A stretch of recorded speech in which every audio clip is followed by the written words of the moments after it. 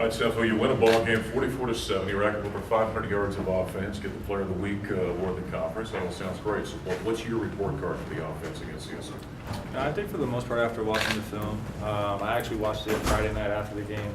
For the most part, we played really well. You know, I think there was a couple drives though that we stopped ourselves, a couple mistakes here or there, penalty, some fumbles, and which was pretty frustrating. So we want to improve on that this week. But I think overall, as an offense, we did very well.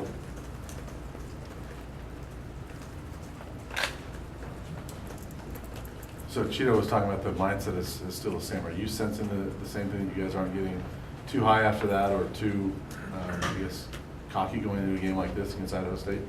Definitely not cocky. You know, I think that after being in the program for 3 years, where you're in a lot of close games or you're not winning games, you get into this, I guess, mindset of not wanting to give any up, and that's definitely the mindset of this team going in this week. You know, we don't want to give any games away. We don't want to have any close games if possible, and so we treat Idaho State with the highest respect. You know, they're a great team. You know, anything can happen in a given week in college football, and so we want to come out strong and put our best foot forward.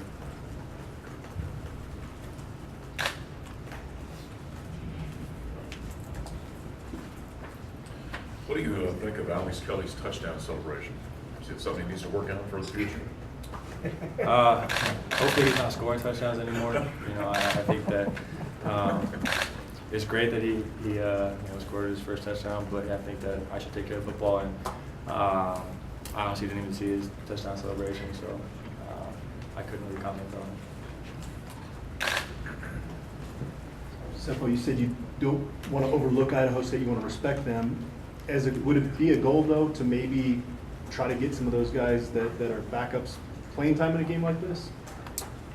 Yeah, I think the goal ultimately is to execute, and then if we execute and build upon what we did last week, I think that'll take care of itself, and other guys will come in and play. Because I think that instead of kicking a couple field goals and having a couple turnovers, we'll put up maybe 3 or 4 more touchdowns, and then it makes everything a lot smoother, and we feel a lot better about ourselves. And then obviously the other guys get in and get some more playing time, and not just kind of running the ball out in the fourth quarter. So I just think if we execute better, that'll kind of take care of itself.